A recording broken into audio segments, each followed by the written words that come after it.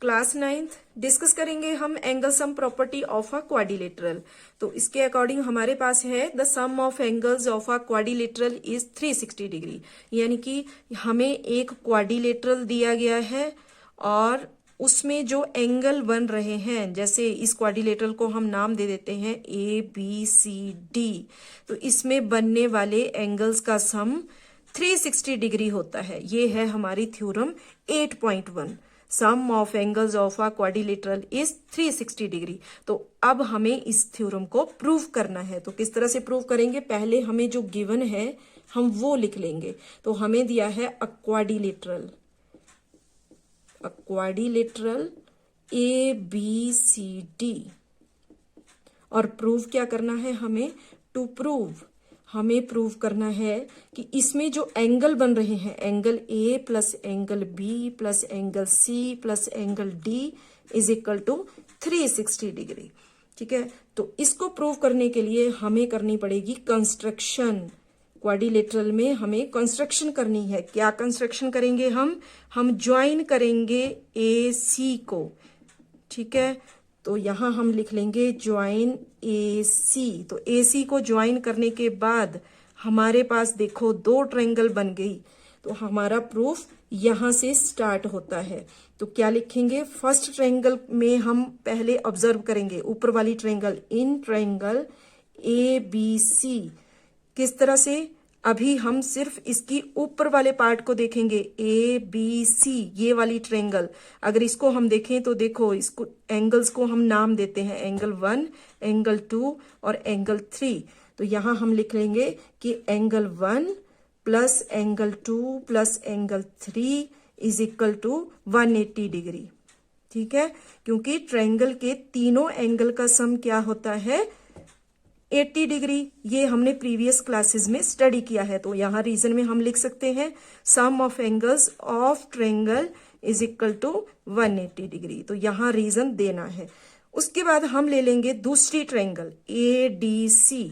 तो इसमें भी हम एंगल्स को नाम दे देते हैं। यहां हमने दिया था 1 2 3, तो इसको हम नाम दे देंगे 4 5 और 6। तो यहां हमारे पास हम लिख लेंगे in triangle ADC we have angle 4 plus angle 5 plus angle 6 is equal to 180 degree. इसमें भी यही रीजन आ जाएगा कि sum of angles of triangle is equal to 180 degree. Students, यहां रीजन लिखना बहुत जरूरी है।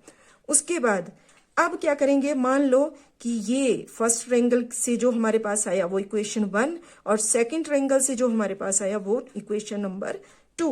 अब हमने इन दोनों इक्वेशन को एडिंग इक्वेशन 1 एंड 2, तो ऐड करने पर इक्वेशन 1 और इक्वेशन 2 दोनों को ऐड कर देंगे तो किस तरह से बनेगा, हमारे पास ये बन जाएगा angle 1 plus angle 2 plus angle 3 plus angle 4 plus angle 5 plus angle 6 is equal to 360 degree.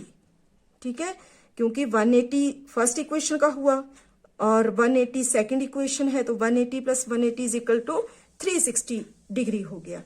अब क्या करेंगे, यहां अब हमने कंस्ट्रक्ट किया था तो हमने इस क्वाड्रिलेटरल को 2 पार्ट्स में डिवाइड करके, यानी कि 2 ट्रायंगल बना के अलग अलग ट्रायंगल को अलग अलग ऑब्जर्व किया और हमने यहाँ पे जो हमें दिखा वो हमने लिख लिया। अब हमने क्या करना है, अब हमने कंप्लीट क्वाड्रिलेटरल को एक बार ऑब्जर्व करना है।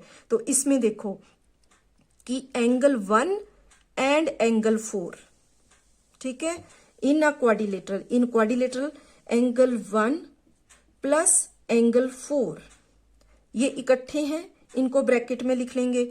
उसके बाद एंगल 2, ये तो अकेला है तो इसको इसी तरह लिख लेंगे एंगल 2 प्लस आगे देखो एंगल 3 और एंगल 6, ये दोनों इकट्ठे हैं ना, एक साथ हैं, एडजेसेंट हैं एक दूसरे के, तो इनको भी हम ब्रैकेट में इस तरह से लिख लेंगे एंगल 3 प्लस एंगल 6।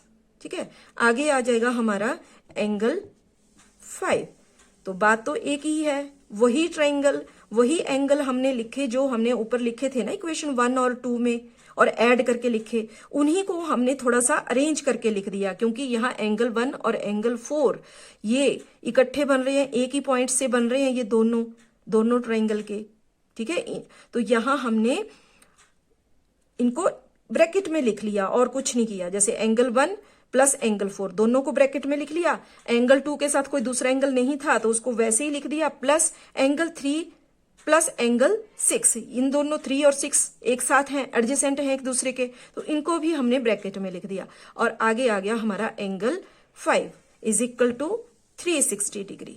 अब यहां हम ऑब्जर्व करेंगे कि एंगल 1 प्लस एंगल 4 किसके इक्वल है। देखो एंगल 1 यहां हम लिख लेते हैं कि एंगल 1 प्लस एंगल 4 ये किसके इक्वल है, एंगल ए के, ठीक है। तो यहां एंगल 1 प्लस एंगल 4 हमारा हो गया एंगल ए, प्लस आगे एंगल 2 पे क्या है, क्या बोल सकते हैं, angle 2 is equal to angle B. तो एंगल 2 के लिए हम इसे लिख सकते हैं यहां angle B, plus angle 3 plus angle 6 ये किसके इक्वल है, ये है हमारा सी के इक्वल। तो एंगल सी, यहां एंगल 3 प्लस एंगल 6 किसके इक्वल हो गया, एंगल सी के।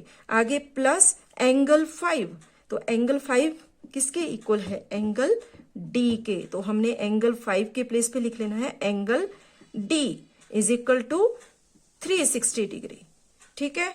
तो देखो हमने प्रूव कर दिया कि angle A plus angle B plus angle C plus angle D is equal to 360 degree, ठीक है। तो हम लिख लेंगे हेंस प्रूव्ड।